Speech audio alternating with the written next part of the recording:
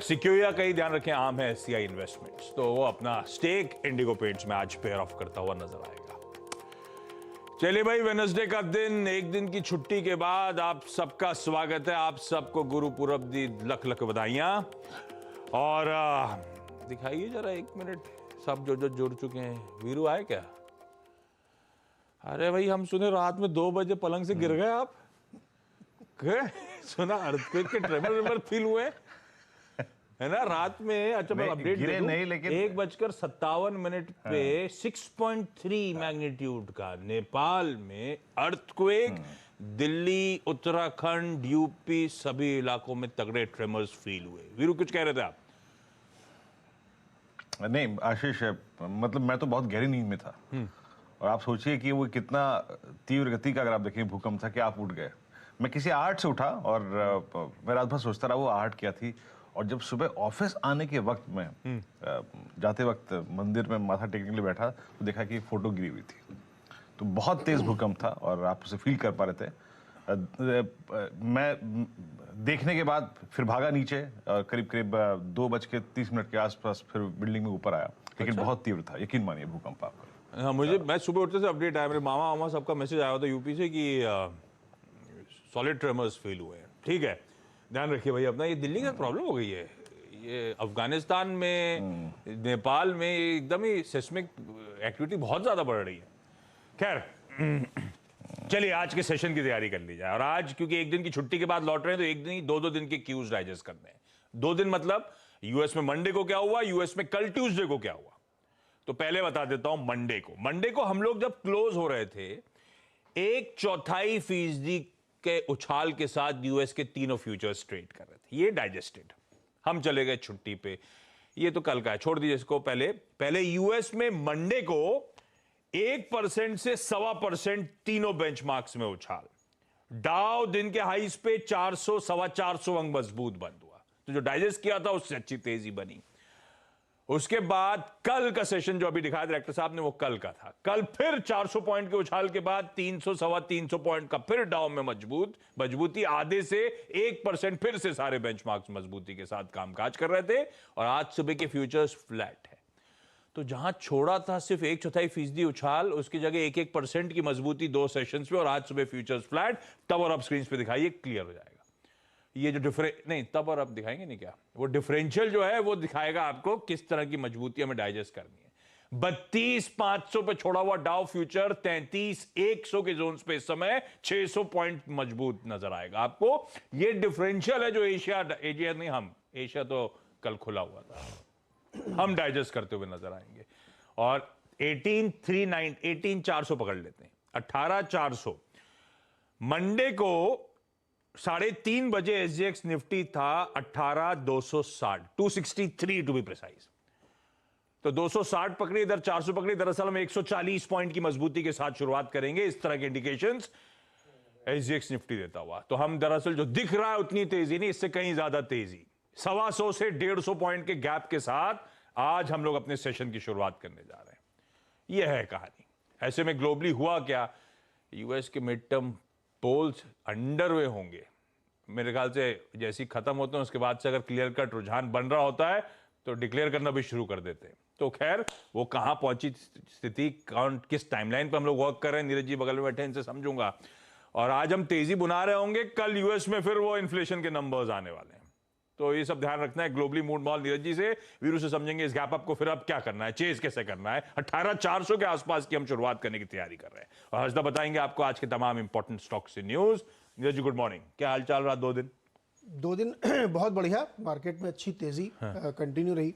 400 point की तेजी उस दिन ही बनी और कल भी अच्छी तेजी है। इलेक्शन मेरे ख्याल में अब लगभग खत्म हो गए होंगे, अब काउंटिंग शुरू होने वाली होगी। कहीं कहीं तो एग्जिट पोल एक आध जगह के क्या कह रहे हैं, मामला क्या चल रहा है? रिपब्लिकन्स मतलब ट्रम्प अंकल वाले लोग, यस। ट्रम्प अंकल बोले 14 तारीख को कोई धमाकेदार अनाउंसमेंट करने जा रहे हैं। हाँ, वे अपने कैंपेन की शुरुआत कर रहे हैं क्या 24 वाले? अब एक्चुअली प्राइमरी तो नेक्स्ट ईयर से शुरू हो जाएंगी। तो हो सकता है कि वो अपनी इच्छा जाहिर कर रहे हो। ट्रम्प साहब ने 15 तारीख को, सॉरी, कि very big announcement on November 15। पर लार्जली यही है कि शायद अपने 2024 कैंपेन की देखो अभी ये इनके हाथ में नहीं होता, प्राइमरीज के बाद तय होता है कि कैंडिडेट कौन बनेगा, लेकिन अपनी इच्छा तो आप रख ही सकते हैं। तो ट्रम्प साहब और ट्रम्प साहब सबसे बड़े नेता हैं इस समय रिपब्लिकन के, और उनकी इच्छा भी है कि वो दोबारा से फाइट करें। एज तो काफी है ट्रम्प साहब की, दिखती कम है लेकिन है। नहीं एज काफी है, बाइडन साहब से थोड़े छोटे होंगे, लेकिन एज तो बाइडन साहब की इच्छा अगली बार चुनाव लड़े वो 80 पार है बाइडन साहब तो ठीक है दोनों को लड़ना चाहिए। लेकिन दोनों हाउसेस की जो सीट्स चुनाव हो रहे हैं उसमें रिपब्लिकन्स जीत सकते हैं, इसकी संभावना और होप दोनों बहुत ज़्यादा है, इसलिए मार्केट इसको लेके बहुत खुश है कि अब बाइडन साहब के ऊपर जो है ना लगाम लगेगी, जो बहुत ज़्यादा जन कल्याणकारी योजनाओं पर पैसा बहा रहे हैं। वर्डिक्ट आएगा इनके हाफ टेन्योर का वर्डिक्ट। हर 2 साल में मिड टर्म पोल बेसिकली लोग वर्डिक्ट देंगे आपकी आधी जर्नी रही कैसे एक्चुअली, और आगे की जर्नी कितनी मुश्किल होने वाली है, क्योंकि पॉलिसी से बनना मुश्किल हो जाएगा। तो हम लोग देखते हैं अभी थोड़ी देर बाद रिजल्ट काउंटिंग शुरू हो जाएगी और फिर एक पोल वगैरह आने शुरू होंगे। एक आध जगह आए कि एक रिपब्लिकन गवर्नर साहब जीत रहे हैं, तो ये एकदम इनिशियल एग्जिट पोल्स है। तो मार्केट इसी बात को डिस्काउंट कर रहा है और इसी होप में देखिए लगातार वहाँ पे तेज़ी बनी हुई है। एक ऑब्जर्वेशन है जहाँ पे दर्शकों को ध्यान रखना चाहिए, वैल्यू स्टॉक्स ज़्यादा चल रहे हैं, आईटी टेक्नोलॉजी ये सब नहीं चल रहे हैं। डाउ आउट परफॉर्म कर रहा है। मैं आपको एक आंकड़ा देता हूँ, बहुत मजेदार आंकड़ा मुझे पढ़ने को मिला है। हमारे भी वैसे ऐसे ही हो रहा है, पुराने वाले चर्चा सब चल रहे हैं। एक्चुअली ओल्ड इकोनॉमी में तेजी है, वही चल रहा है। और टेक में हवाबाजी जो थी कि वो सब फ्रॉथ निकल रहा है, पैसा निकल रहा है, तो वैल्यूएशन वाले मामला जो था वो स्क्वीज हो रहा है, वही हो रहा है, ग्लोबली हो रहा है। ठीक है, उसी को नंबर में दिया गया। सेंट्रल बैंक यानी फेड ने 3.3 ट्रिलियन डॉलर की लिक्विडिटी सक आउट की है, और मार्केट कैप कितना गिरा है Meta, Amazon, Apple, Netflix, Microsoft, Google, Tesla का 4.1 ट्रिलियन डॉलर। जितनी लिक्विडिटी ने निकाली उससे ज़्यादा इनका स्टॉक मार्केट कैप गिर चुका है। तो ये ऑब्जर्वेशन इसलिए क्योंकि आप इससे इंडाइसेस को अच्छे समझ पाएंगे और यूएस में क्या हो रहा है ये और अच्छे समझ पाएंगे। तो इसलिए टेक्नोलॉजी स्टॉक्स में प्रेशर और ओल्ड इकोनॉमी चल रहे हैं, इंक्लूडिंग ऑयल। दूसरी एक बड़ी खबर जिस पर ध्यान रखना चाहिए, चाइना में फिर से जो वहाँ का मैन्युफैक्चरिंग हब है, एक प्रांत है, वहाँ पे बहुत ज़्यादा कोविड के केसेस आ गए हैं, 7,500 केस थे कल।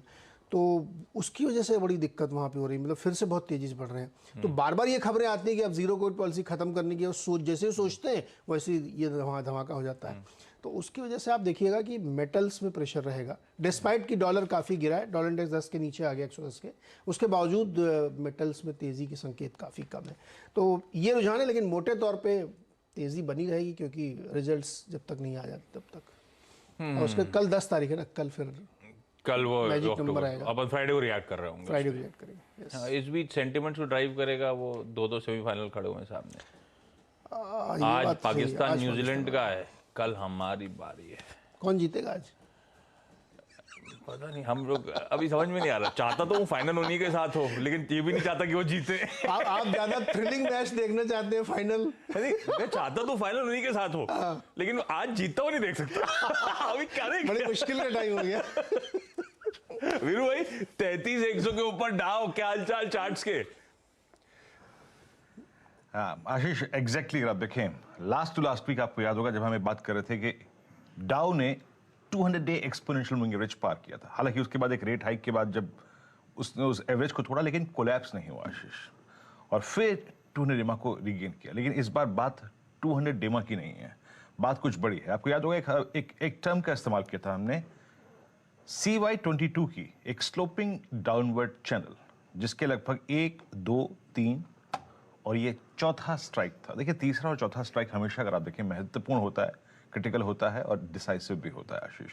आपके स्क्रीन पे मैं डाउ का एक चार्ट रखूंगा जिसमें मैंने सिर्फ एक एवरेज ड्रॉ किया है।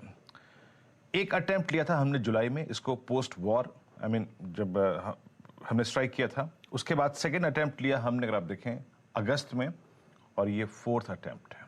ये देखिए, ये है CY22 की पूरी स्लोपिंग डाउनवर्ड चैनल, और ये जो एक पतली सी लाइन है यहाँ पर, this is 200 day exponential moving average, वो तो क्रॉस हो ही गया, एक टिपिकल फ्लैग का ब्रेकआउट भी था। बट आशीष, बड़ी चीज ये है कि ग्रेजुअली यूएस के चार्ट्स भी बेहद शानदार हो रहे हैं, एंड स्पेशली डाउ जोन्स, जो कि अब CY22 की स्लोपिंग डाउनवर्ड चैनल को बाइसेक्ट कर रहा है आशीष। और इसी चार्ट ने कॉन्फिडेंस दिया था लॉन्ग होल्ड करने का, कैरी करने का और लॉन्ग्स को कमिट करने का, और बिल्कुल वही अगर आप देखें इसका अंदाज है इस वक्त आशीष।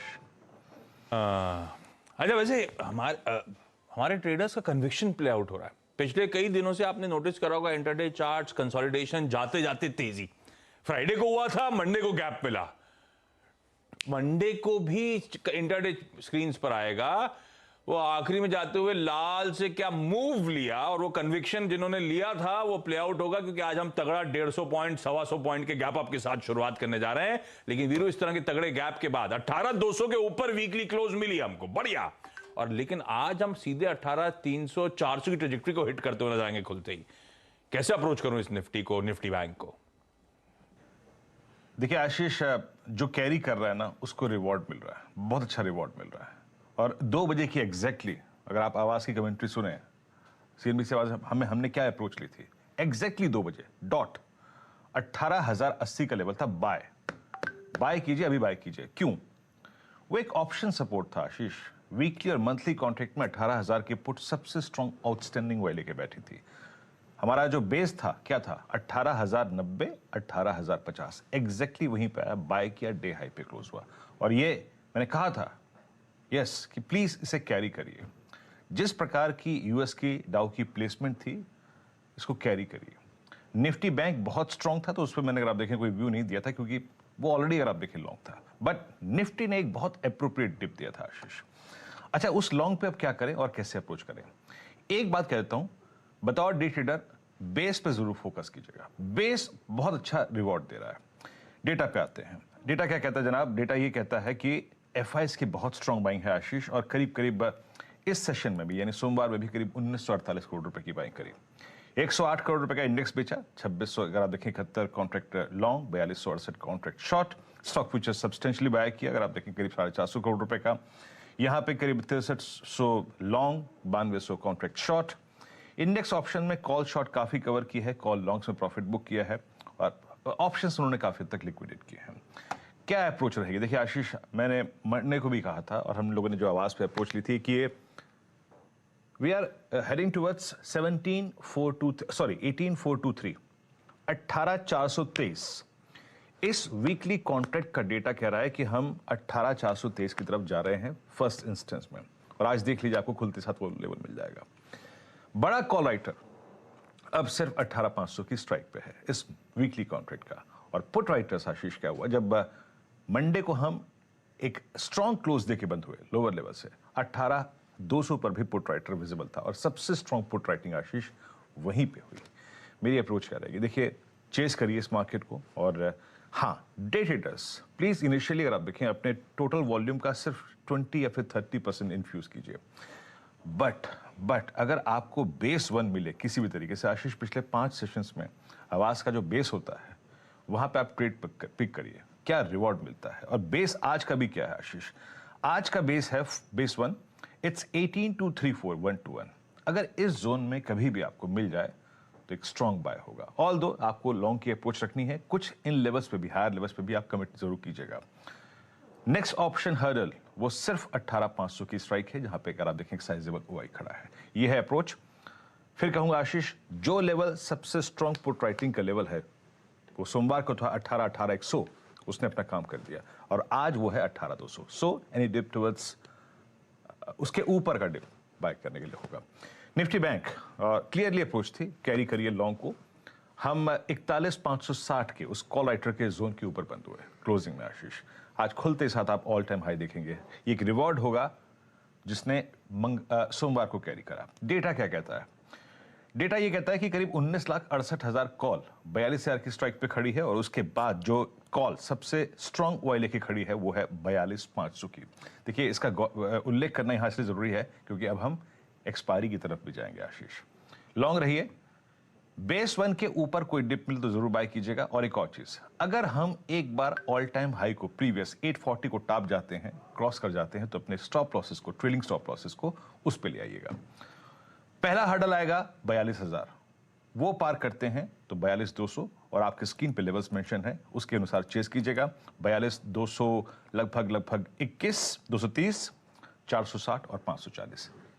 इस वीकली कॉन्ट्रैक्ट के लिए इन लेवल्स पर ध्यान दीजिए, हायर लेवल्स पे आशीष। परफेक्ट, ये हो गई स्ट्रैटेजी आज के लिए। लेकिन आज के सारे इंपॉर्टेंट स्टॉक्स की न्यूज, बहुत सारे रिजल्ट्स मंडे के बाद से आए हैं जिस पे हमें रिएक्ट करना है। Harshita, good morning. कई सारे नतीजे। तो कोल इंडिया के साथ शुरुआत करते हैं आशीष, जहां पर सेल्स हमने देखा है 29,838 करोड़ के आसपास आई है, हल्का सा मिस है, 30,000 के ऊपर का अनुमान था। EBITDA 7,280 करोड़ का, 10,000 के ऊपर का अनुमान बाजार ने लगाया हुआ था, तो वहां पर भी एक मिस है। और मार्जिन आए हैं करीब करीब 24% पर, हालांकि अनुमान 33% के मार्जिन का था। प्रॉफिटेबिलिटी में भी आप देखिएगा 6,064 करोड़ का आंकड़ा 6,800 करोड़ के अनुमान के सामने, तो लार्जली नंबर्स पर दबाव है। अब दबाव क्यों आया है? क्योंकि इनकी जो ब्लेंडेड रियलाइजेशंस है उसमें कमी देखने को मिली है।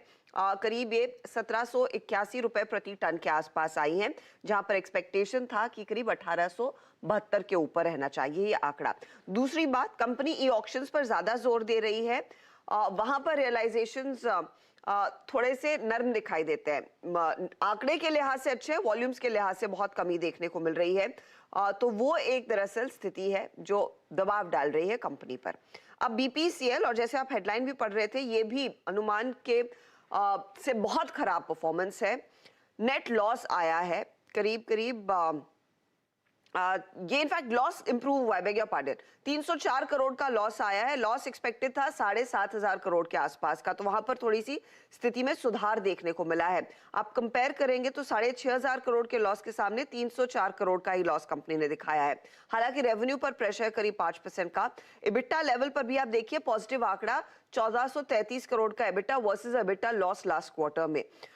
यहाँ पर एक चीज जो बेहतर हुई है, और यहाँ पर एक वन टाइम ग्रांट जो आया था उससे थोड़े से नंबर्स और लॉस कम होता हुआ दिखाई दिया है। वन टाइम ग्रांट 5,580 करोड़ के आसपास का, तो उसको हटा देंगे तो स्थिति वैसी की वैसी है। ग्रॉस रिफाइनिंग मार्जिन्स के आंकड़े हालांकि $17 प्रति बैरल के आसपास है। रिफाइनिंग सेगमेंट बीपीसीएल का बाकी ऑयल मार्केटिंग कंपनियों की तुलना में बेहतर कर रहा है, वो एक चीज आपको नोट करनी है। दो कंपनियां कंजम्पशन स्पेस से, एक है जुबिलेंट फूड, दूसरा है गोदरेज कंज्यूमर। जुबिलेंट फूड के नंबर्स देखें तो ईयर ऑन ईयर मुनाफे में करीब 10% तक का इजाफा देखने को मिला है, 131 करोड़ के आसपास का आंकड़ा। हालांकि यहाँ पर पैट अनुमान से थोड़ा सा कम है क्योंकि डेप्रिसिएशन बढ़ा है, टैक्स रेट बढ़ा है। रेवेन्यू में 16% तक की ग्रोथ देखने को मिली है, 1,301 करोड़ का ये आंकड़ा आया। मार्जिन थोड़े से ट्रिम हुए हैं, 26% के आसपास थे पिछले साल इस तिमाही में, 24% पर आए हैं। चीज के दाम, सब्जियों के दामों में जो इजाफा आया है उसका इम्पैक्ट देखने को मिल रहा है। अब कंपनी कह रही है लाइक टू लाइक ग्रोथ किस तरह की रही है, 8% तक की, अनुमान 6 to 8% के आसपास का था। 76 नए डोमिनो के स्टोर खोलेंगे। इनका डिजिटल प्लेटफॉर्म अच्छा खासा पिकअप करता हुआ दिखाई दे रहा है। इनके जो भी दरअसल इंटरनेशनल ऑपरेशंस थे उसको एक सब्सिडरी में कंसोलिडेट करने का प्लान है, ये कंपनी ने अपनी कमेंट्री में कहा है। गोदरेज कंज्यूमर पर भी नजरें, ये कमजोर तिमाही रही है। 479 करोड़ से मुनाफा घटकर करीब करीब 359 करोड़ पर आया है। रेवेन्यू भी आप देखिएगा यहाँ पर थोड़ा सा इजाफा है, 3,392 करोड़ के आसपास का रेवेन्यू। EBITDA में गिरावट देखने को मिली है, 660 करोड़ से घटकर 542 करोड़ पर आता हुआ। मार्जिन जो 24% के थे 16% रह गए हैं। डोमेस्टिक वॉल्यूम्स जो हैं, एक्सपेक्टेशन था 5 to 6% कॉन्ट्रैक्ट करेंगे, 5% का कॉन्ट्रैक्शन देखने को मिला है। अक्रॉस रीजन्स मार्जिन्स पर दबाव देखने को मिला है। अफ्रीका में ग्रोथ है, लेकिन इंडोनेशिया में प्रेशर खासा देखा गया है। भारतीय बिजनेस थोड़ा सा स्टेबल है। इसके अलावा आज इंडिगो पेंट भी रेडार पर रहेगा, जहां पर दरअसल सूत्रों के हवाले से सीएनबीसी आवाज को यह अपडेट आया कि एक ब्लॉक डील होने वाली है। सिकोया और एससीआई इन्वेस्टमेंट्स बड़े पैमाने पर हिस्सा बेचेंगे, लगभग 3.3% तक का स्टेक बेचा जा सकता है। मंडे की क्लोजिंग प्राइस की तुलना में 12% के डिस्काउंट पर दरअसल ये डील होने के आसार हैं, और ये इनफैक्ट बेस प्राइस 1,314 रुपए प्रति शेयर की डील की आकी गई है, तो वो भी स्टॉक रेडार पर। मेट्रोपोलिस, डॉक्टर लाल, ये सारे नतीजे आए हैं, नंबर्स लार्जली इन लाइन ही आए हैं, तो वो भी स्टॉक्स रेडार पर। रखिए इन सबको रडार पे। क्विकली आज का events calendar. US mid term elections culminate होंगे, अब उसके आउटकम पे नजर रहेगी। कई दिन भी लग जाते हैं कई बार, और कई बार अगर कोई वेव सपोर्ट आता है तो इमीडिएटली कुछ ही घंटों के बाद से आउटकम आने शुरू हो जाते हैं।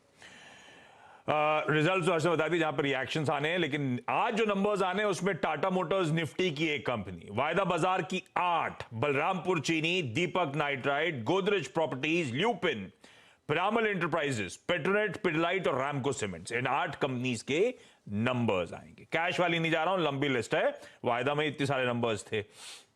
टेक महिंद्रा में 18 रुपए का एडजस्टमेंट होगा। आज स्पेशल डिविडेंड की एक्स डेट है। प्राइमरी मार्केट्स का एक्शन वापस पिकअप होता हुआ नजर आएगा। 2 आईपीओस, एक तो है आर्चियन केमिकल इंडस्ट्रीज, इसका आईपीओ खुलने जा रहा है, 1460 करोड़ रुपए मोबिलाइज करने हैं, 386 से 407 रुपए का प्राइस बैंड, और दूसरा एक और इशू बड़ा है 1960 करोड़ रुपए का 5 स्टार बिजनेस फाइनेंस का। यह भी आज खुलेगा, फ्राइडे को, दोनों ही फ्राइडे को बंद होंगे। 450 से 474 रुपीस का प्राइस बैंड इस आईपीओ के लिए। यूरोजोन के आज मैन्युफैक्चरिंग पीएमआई नंबर्स आने, यूएस की क्रूड ऑयल इन्वेंट्रीज आनी है। दिल्ली में आज से प्राइमरी स्कूल्स रिज्यूम होंगे। वो AQI बढ़ गया था, उसके बाद प्राइमरी स्कूल्स बंद कर दिए गए थे, अब हालात सुधर गए, आज से स्कूल्स रिज्यूम हो रहे हैं। आज भारत के नए CJI, chief justice of India, justice Chandrachud oath लेंगे, अपनी 50th CAGI बनने जा रहे हैं। एविएशन एज अ स्पेस, कुछ दिन पहले हम लोग चर्चा कर रहे थे, आपको याद होगा, ICAO, International Civil Aviation Organizations का ऑडिट आज से शुरू होने जा रहा है, और बड़ा कॉम्प्रिहेंसिव ऑडिट होने वाला है इंडियन एविएशन सेक्टर का, जिसमें flight standards, licensing, airworthiness issues बीच में कई सारे आए, एयरवर्दीनेस वगैरह को लेकर उसके बीच में ऑडिट की आज से शुरुआत हो रही है। एक गाड़ी दिखाता हूं स्क्रीन पे, हमारे यहां नहीं आएगी, वॉल्वो की EX90 ESUV, इसका ग्लोबल लॉन्च है आज, स्टॉकहोम स्वीडन में लॉन्च होगा, इंडिया में इवेंचुअली आएगी। इमेज दिखाएंगे क्या? ये देखिए नीरज जी, ये लॉन्च होने जा रही है आज एकदम। और आज T20 वर्ल्ड कप का पहला सेमीफाइनल, न्यूजीलैंड वर्सेस पाकिस्तान, 1:30 बजे से उस मुकाबले की, दोपहर 1:30 बजे से उस मुकाबले की शुरुआत होगी।